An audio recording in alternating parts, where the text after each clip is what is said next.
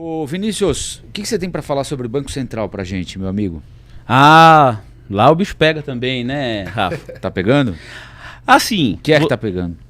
Sempre é pauta, né? E sempre também tá na boca da presidente do Partido dos Trabalhadores, da senadora Gleisi Hoffmann. Ela disse recentemente que questionou o Boletim Focus e disse que o Banco Central de Roberto Campos Neto pode virar caso de polícia.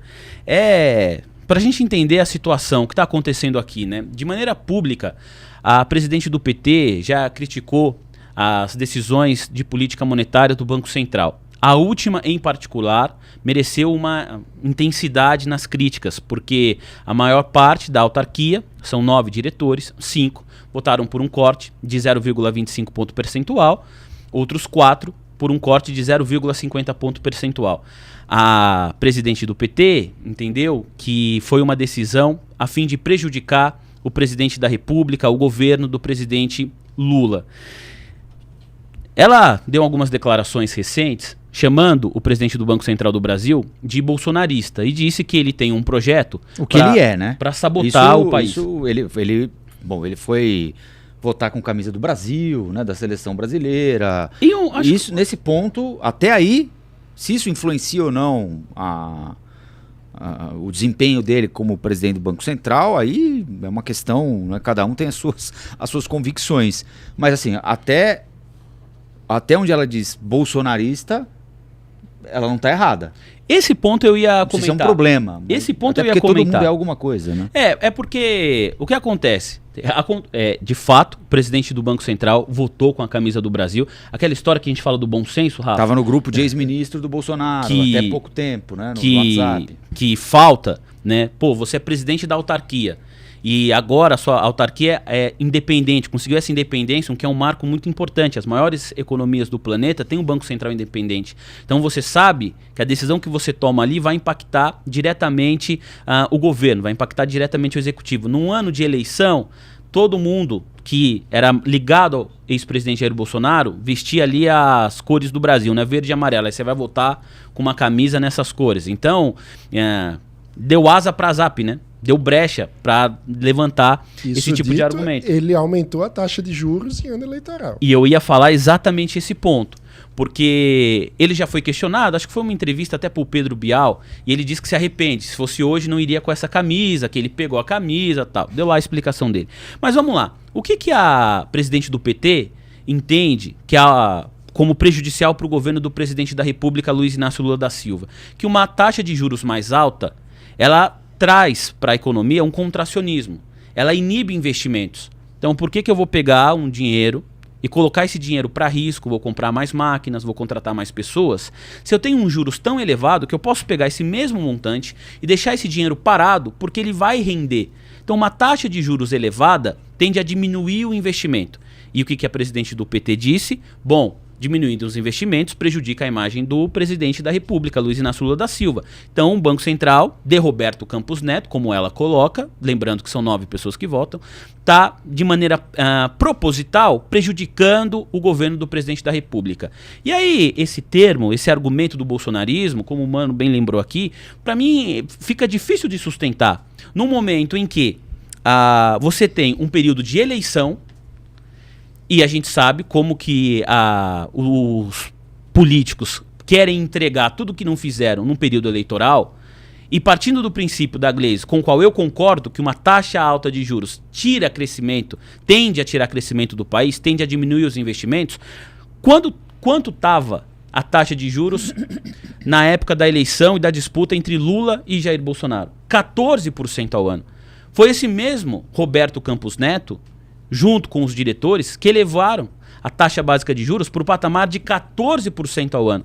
Se você tem, olha só, um candidato que é da sua preferência, e se a gente parte do princípio que os juros altos, eles tiram investimentos da economia, por que eu vou elevar a taxa básica de juros a 14% se o candidato da minha preferência, teoricamente, ele está no poder, ele está tentando a reeleição? Então esse tipo de coisa, acho difícil a gente encontrar um sentido lógico.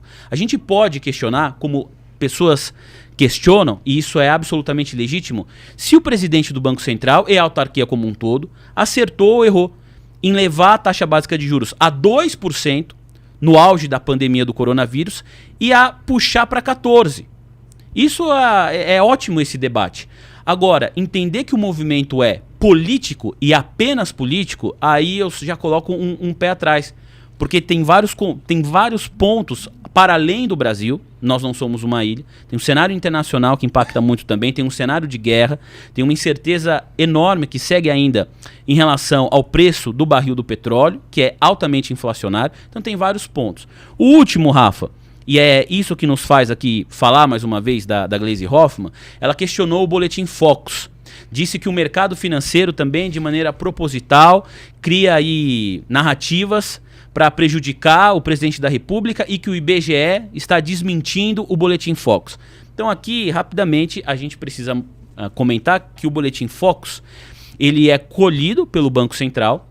Nós temos hoje no Brasil cerca de 140 instituições que estão ali credenciadas para mostrar, para falar sobre a sua projeção para diversos aspectos da economia, como PIB, inflação, câmbio, juros.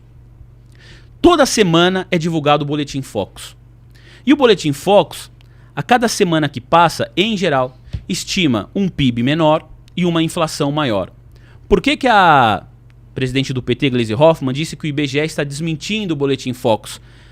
Porque o IBGE, outro dia, recentemente, divulgou o PIB. O PIB do primeiro trimestre desse ano vem 0,8%, acima da expectativa do próprio mercado, que girava em torno de 0,7%.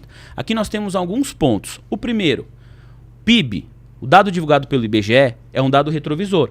A gente está olhando para o primeiro tri, janeiro, fevereiro e março. O Boletim Focus, ele está projetando o horizonte de futuro. Ele não olha para o retrovisor. São dados com natureza diferente. E também há um outro ponto aqui importante para a gente considerar, que é o seguinte: as casas de análise que estão ali entregando as suas projeções para o Boletim Focus, existe um ranking que seleciona as 5 melhores todos os anos. Essas análises, elas são assinadas por diversos profissionais. Eles querem acertar, podem errar. Mas por que eu contrato a casa de análise A e não a B? Porque a A acerta mais do que a B. Então, ninguém quer errar o Boletim Focus. Mas, de fato, você está olhando para algumas premissas e tenta projetar o futuro a partir dela. Dito isso, acho importante também pontuar aqui, Rafa, rapidamente, até para passar a palavra para o Mano, que a presidente do PT, ela representa uma ala que durante muito tempo criticou aquelas pessoas que desacreditavam das pesquisas.